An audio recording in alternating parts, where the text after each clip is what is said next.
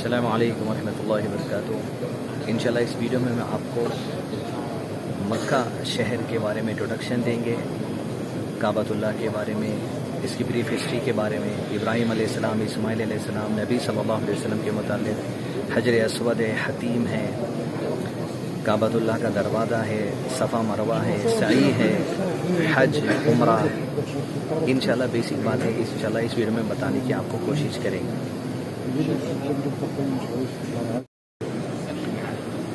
یہ الحمدللہ مسجد الحرام ہے، جس میں اللہ عز و جل کا سب سے پہلا گھر جو زمین پر تعمیر کیا گیا وہ کعبۃ اللہ ہے، اور اس کے 40 سال کے بعد مسجد اقصی تعمیر کی گئی تھی جو فلسطین میں ہے۔ اور الحمدللہ ابراہیم علیہ السلام اور اسماعیل علیہ السلام نے اللہ تعالیٰ کے حکم سے اس کعبۃ اللہ کی تعمیر کی، اور اس میں حجر اسود بھی لگایا جو جنت کا ایک پتھر ہے اللہ تعالیٰ کی طرف سے جو بھیجا گیا تھا۔ اور اس کے بعد اللہ تعالیٰ نے لوگوں کو حج کے لیے دعوت دینے کے لیے کہا ابراہیم علیہ السلام کو، اور ابراہیم علیہ السلام نے لوگوں کو حج کے لیے بلایا، اور اسی زمانے سے لوگ حج کے لیے اس گھر کی طرف آتے ہیں۔ اور ابراہیم علیہ السلام اور اسماعیل علیہ السلام کی شریعت میں جو کچھ بھی لوگ اللہ تعالیٰ کی تعلیمات کے مطابق عمل کرتے تھے اس میں حج بھی تھا، اور اللہ تعالیٰ کی عبادت کے دوسرے طریقے بھی تھے۔ لیکن اسی زمانے میں جب ابراہیم علیہ السلام اور اسماعیل علیہ السلام کا انتقال ہو گیا، لوگ یہاں پر اللہ تعالیٰ کی عبادت کرتے تھے، حج کرتے تھے، عمرہ کرتے تھے، طواف کرتے تھے، لیکن ان لوگوں میں شرک و بت پرستی، بدعہ، خرافات آ گئے تھے۔ ابراہیم علیہ السلام اور اسماعیل علیہ السلام کے دین کو لوگوں نے بھلا دیا تھا، لیکن کعبۃ اللہ کی عزت کرتے تھے یا حاجیوں کی خدمت کرتے تھے، کئی کام کرتے تھے، لیکن گناہ بھی کرنا شروع کر دیے تھے۔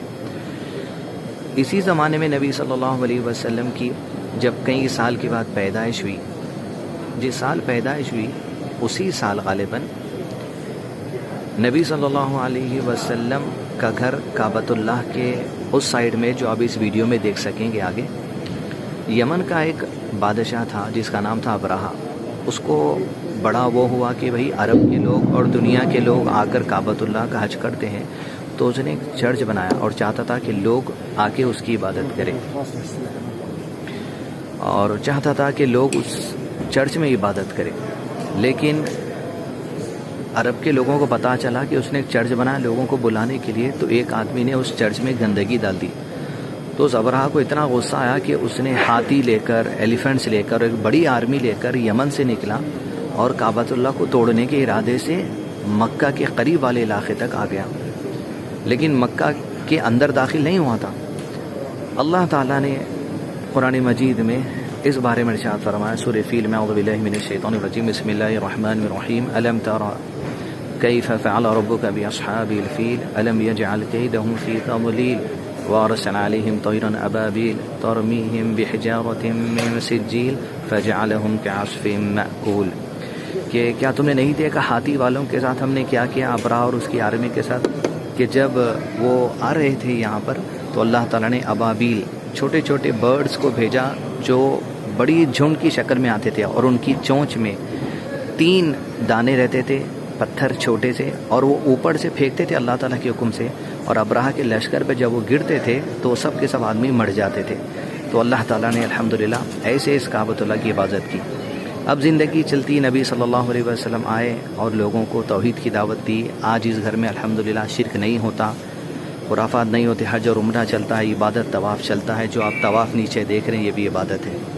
لیکن قیامت سے پہلے ایک نشانی یہ بھی ہے کہ کعبۃ اللہ کو ایک حبشی آدمی آ کر توڑ دے گا، سبحان اللہ۔ یہ قیامت کی نشانی میں سے ایک نشانی اس وجہ سے کہ یہاں کے اطراف کے لوگ اپنے ایمان میں کمزور ہو جائیں گے، اور قیامت کا جو دن ٹوٹے گا، قیامت سے پہلے سارے کے سارے مسلمان زمین سے ختم ہو جائیں گے، اللہ تعالیٰ ہواؤں کے ذریعے مسلمان کو ختم کر دیں گے، اور قیامت کا جو دن ہے وہ صرف اور صرف کفار پر ٹوٹے گا، کوئی بھی مسلمان زمین پر نہیں رہے گا۔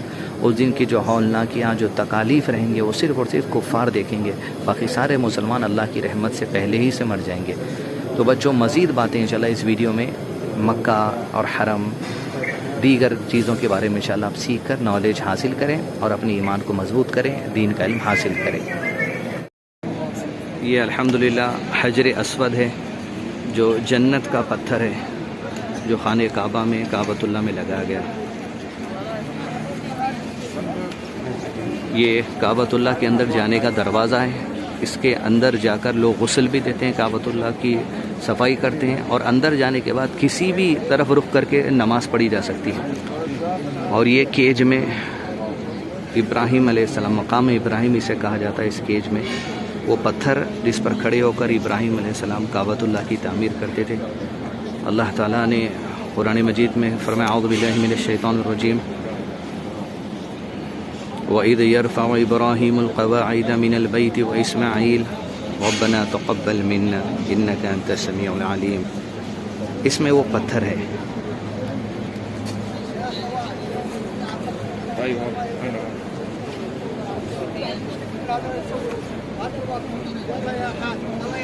اس کو سیکیور کرنے کے لیے ایسا رکھا گیا.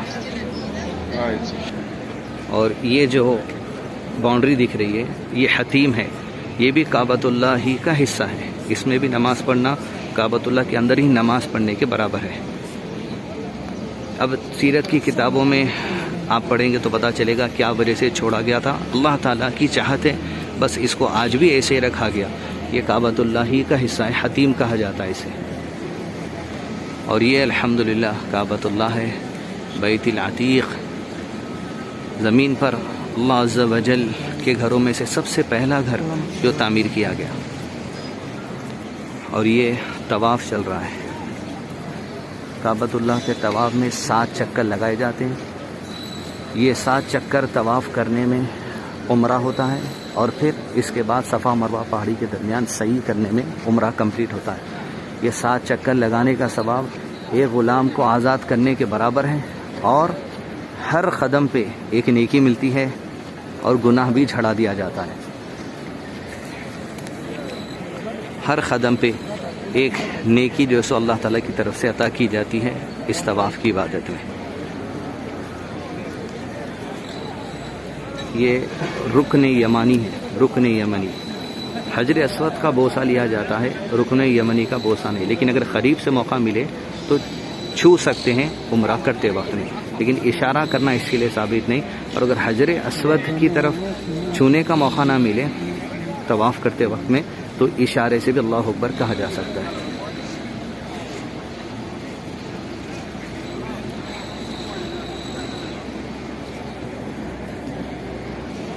عمرہ کے علاوہ خانہ کعبہ کا صرف طواف بھی کر سکتے 7 چکر. یہ طواف کرنا بھی عبادت ہے. اب حج اور عمرہ کے مسائل تو اس ویڈیو میں نہیں ہیں، لیکن صرف ان مقامات کو آپ کو دکھایا جا رہا ہے بریف انٹروڈکشن کے ساتھ. اور بہت ساری باتیں اس میں، فضیلتیں بہت ساری ہیں. اور یہ سارا مسجد الحرام ہے، یعنی حرمت والی جگہ. یہاں پر کوئی بھی گناہ کرنے کا بہت بہت بڑا جو سو گناہ ہے. کوئی بھی حرام کام یہاں پر کرنا سختی سے منع ہے. دنیا میں کہیں بھی نہیں کرنا ہے، لیکن یہاں وہ بھی نہیں. جیسے حدود حرم جو اس کے باہر بھی ہوتے ہیں مسجد کے، وہاں کے جھاڑ کے پتے توڑنا بھی منع ہے. یہاں پر جانور کا شکار جو حلال ہوتا ہے عام طور پہ، لیکن یہاں جانور کا شکار بھی جو سو منع ہے. یہ اللہ تعالیٰ کی طرف سے جو سو اس علاقے کی حرمت ہے. اور نبی صلی اللہ علیہ وسلم نے فرمایا زمین پر اللہ کے قریب سب سے محبوب جو جگہ ہے وہ مکہ شہر ہے، اور اسی میں یہ کعبۃ اللہ ہے. یہ کعبۃ اللہ کی تعمیر ابراہیم علیہ السلام اور اسماعیل علیہ السلام کیے تھے. اور جو حجر اسود ہے وہ جنت کا پتھر ہے جو اللہ تعالیٰ کی طرف سے جو سو یہاں بھیجا گیا فرشتوں کے ذریعے. اور ابراہیم علیہ السلام، اسماعیل علیہ السلام کی تعمیر جو کی گئی تھی کعبۃ اللہ آج وہی بنیاد پر ہے، وہی فاؤنڈیشن پر ہے. اس کے بعد نبی صلی اللہ علیہ وسلم کے زمانے میں بھی دوبارہ اسے تعمیر کیا گیا. اور آج کے زمانے میں بھی جب بھی کسی بھی قسم کی اس کے لیے مرمت کی ضرورت پڑتی ہے، کیمیکل کرنا، سیمنٹ کرنا، وہ کیا جاتا ہے. لیکن بنیاد وہی ہے جو ابراہیم علیہ السلام اور اسماعیل علیہ السلام رکھے تھے. اور جب وہ بنیاد رکھ رہے تھے دعا کر رہے تھے اعوذ باللہ من الشیطان الرجیم ربنا تقبل منا انک انت السمیع العلیم ربنا وابعث فیہم رسولا منہم یتلو علیہم آیاتک ویزکیہم ویعلمہم الکتاب والحکمہ انک انت العزیز الحکیم. دونوں یہ دعا کر رہے تھے کہ اللہ تعالی ہماری نسل، دونوں یہ دعا کر رہے تھے کہ اللہ تعالی ہمارے جنریشن سے، ہمارے سلسلے سے، ہم سے جو اولاد پیدا ہوگی اس میں سے اللہ تعالیٰ ایک نبی کو اٹھانا جو آپ کی آیت پڑھ کر سنائے، حکمت کی باتیں کریں. تو ابراہیم علیہ السلام، اسماعیل علیہ السلام جب دعا کر رہے تھے، آپ نے سیرت میں سنا ہوگا کہ اسماعیل علیہ السلام کے سلسلے میں کوئی بھی نبی نہیں آیا، صرف نبی محمد صلی اللہ علیہ وسلم آئے. جن کے لیے دعا کی گئی تھی وہ صرف نبی محمد صلی اللہ علیہ وسلم ہے. یہ کیج میں جو مقام ابراہیم ہے اس کے بارے میں علامہ شیخ حسین رحمہ اللہ نے کہا ہے کہ جس پتھر پر کھڑے ہو کر ابراہیم علیہ السلام جب کعبۃ اللہ کی دیواریں اونچی ہو رہی تھی، جس پتھر پر ٹھہر کر آپ تعمیر کرتے تو وہی پتھر ہے. یہ پتھر جنت سے آیا اس طرح کہنا یہ جو سو علماء کرام نے نہیں لکھا ہے. صرف جس پتھر پر ٹھہرے ہو کر آپ کعبۃ اللہ کی تعمیر کے، بس وہی پتھر ہے جس کو محفوظ رکھا گیا، اور یہ مقام ابراہیم ہے. بس یہی اس کی بات ہے جو اسکالرس نے کہی. لہذا جو بات اسکالرس نے قرآن حدیث کی روشنی میں کہی ہے اس سے زائد ہمیں کوئی دوسری بات نہیں کہنی چاہیے، من گھڑت چیز نہیں کہنی چاہیے اسلام کے کسی بھی بات کے بارے میں. اور حجر اسود جو پتھر ہے اس کے بارے میں احادیث میں آیا ہے جو اسکالرس نے لکھا ہے یہ اللہ تعالیٰ کی طرف سے جنت سے بھیجا گیا پتھر ہے. اس کو نبی صلی اللہ علیہ وسلم نے چوما تھا اور اس کو چھینا گناہوں کے لیے کفارہ ہے. اور رکن یمانی بھی جو آپ کو اس ویڈیو میں بتایا گیا اس کارنر کو بھی چھینا گناہوں کے لیے کفارہ ہے. اور حدیث میں یہ بھی ہے اسکالرس نے مینشن کیا کہ قیامت کے دن حجر اسود کو اللہ تعالیٰ پیش کریں گے اور حجر اسود ان لوگوں کے حق میں گواہی دے گا جنہوں نے سچے دل کے ساتھ نبی صلی اللہ علیہ وسلم کی اتباع کرنے کی نیت سے حجر اسود کو چھیا تھا. وہ اللہ سے شفاعت کرے گا ان لوگوں کی، اللہ تعالیٰ انہوں نے مجھے چھیا تھا، یعنی اللہ تعالیٰ سے گزارش کرے گا کہ ان کے گناہ معاف کر دینا. شفاعت یہ گواہی دے گا ان لوگوں کے لیے جس نے دنیا میں اسے چھوا تھا. یہی بات اسکالرس نے لکھی ہے کہ وہ گواہی دے گا کہ اس شخص نے مجھے چھوا تھا.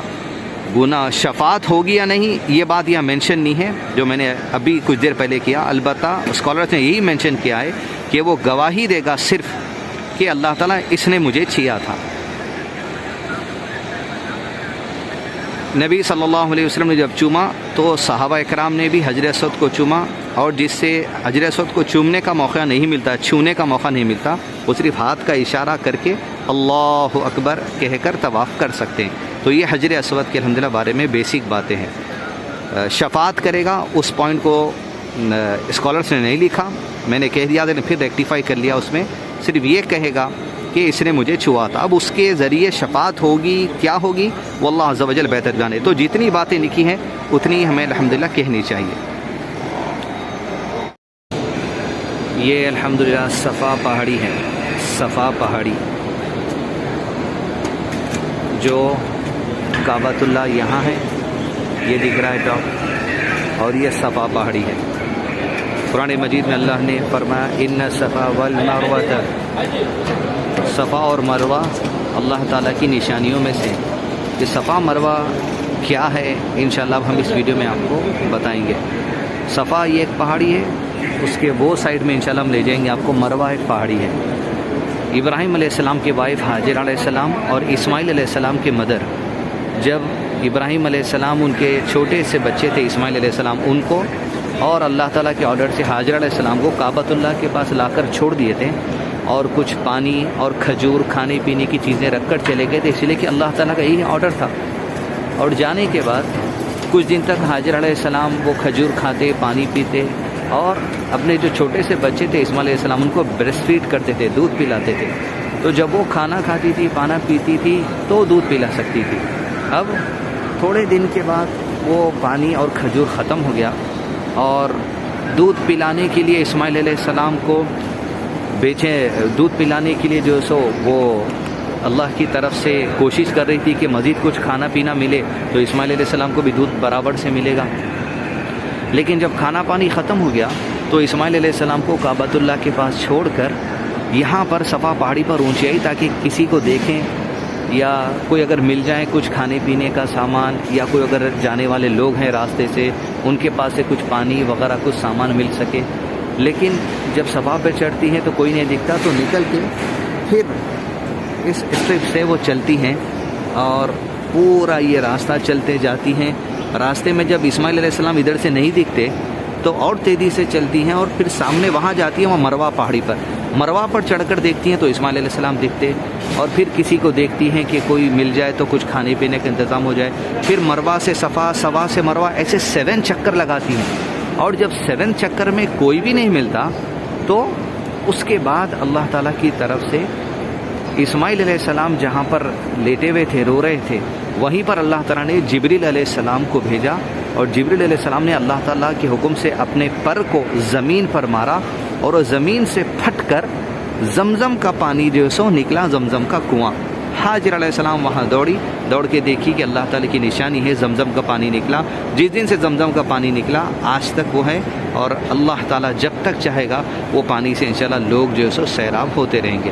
یہ صفا ہے، اور اس طرف انشاءاللہ مروہ کی طرف آپ کو لے کر چلیں گے۔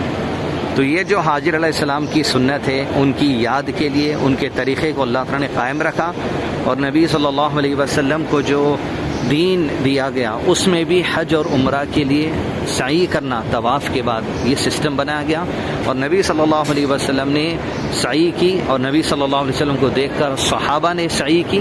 صفا مروہ کے درمیان چکر لگانے کو سعی کہا جاتا ہے۔ 7 چکر لگانا ہے عمرہ میں اور حج میں بھی۔ اب طریقے ڈیٹیل میں آپ انشاءاللہ بعد میں اسٹڈی کر سکتے ہیں، لیکن صرف یہ پلیسز کا تعارف انشاءاللہ دینا اس ویڈیو کے ذریعے مقصد ہے۔ اور ہم صفا سے ادھر سے نکلے تھے اور یہاں مروہ کی طرف میں آ گئے، اور یہاں مروہ پہاڑی ہے، وہ انشاءاللہ ہم آپ کو دکھائیں گے۔ وہ اتنی اونچی نہیں ہے لیکن وہ تھوڑی سی فلیٹ ہے، یہاں دکھائیں گے۔ یہ مروہ پہاڑی ہے، یہاں پر حاجر علیہ السلام جو اسماعیل علیہ السلام کی ماں ہیں، ابراہیم علیہ السلام کے سیکنڈ وائف ہیں، وہ یہاں تک آتے تھے رزق کی تلاش میں، تاکہ کھانا کھائیں گے تو اسماعیل علیہ السلام کو فیڈ کر سکیں گے۔ لیکن اللہ تعالیٰ کا کرنا ایسا ہوا کہ جبریل علیہ السلام کو حکم دیا، آپ نے زمین پر اللہ کے حکم سے پر مارا، اور زمزم کا پانی کعبۃ اللہ کے قریب نکلا، اور وہ یہاں سے نکل کے کعبۃ اللہ کے پاس چلی گئی، اپنے بچے کے پاس۔ اب پھر یہ مروہ سے ہم صفا کی طرف جائیں گے۔ یہ صفا مروہ ہے باہر کا ایریا، اور اسی کے پیچھے نبی صلی اللہ علیہ وسلم کا گھر ہے جو یہاں ہے۔ نبی صلی اللہ علیہ وسلم اسی گھر میں پیدا ہوئے تھے، مطلب اس زمانے میں ایسا نہیں تھا، آج اس کو لائبریری بنا دی گئی ہے۔ 9 ربیع الاول مکہ میں نبی صلی اللہ علیہ وسلم کی جو پیدائش ہوئی تھی وہ یہ گھر ہے، صفا مروہ پہاڑی کے پیچھے، اور اسی کے سامنے کعبۃ اللہ ہے، اس کے اندر والے حصے میں۔ اور مسجد الحرم میں الحمدللہ اللہ عز و جل نے نماز پڑھنے کی یہ فضیلت رکھی ہے کہ یہاں پر ایک نماز کا اجر و ثواب 1,00,000 نمازوں کے برابر ہے۔ اجر و ثواب میں اللہ عز و جل اتنا اضافہ کرتے ہیں۔ تو یہ سب لوگ جو نماز پڑھ رہے ہیں یہاں پر، آپ دیکھیں گے ان کی ایک ایک نماز کے بدلے 1,00,000 نماز کا اجر و ثواب اللہ تعالیٰ لکھتے ہیں۔ یہ مسجد حرم کے لیے خاص ہے، اور مسجد نبی کے بارے میں ہم نے پڑھا تھا، وہاں کی نماز کی فضیلت اجر کے لحاظ سے 1,000 نمازوں کا ثواب ہے مسجد نبی مدینہ میں، اور مکہ میں 1,00,000 نمازوں کا اجر و ثواب ہے جو ایک نماز پڑھتا ہے۔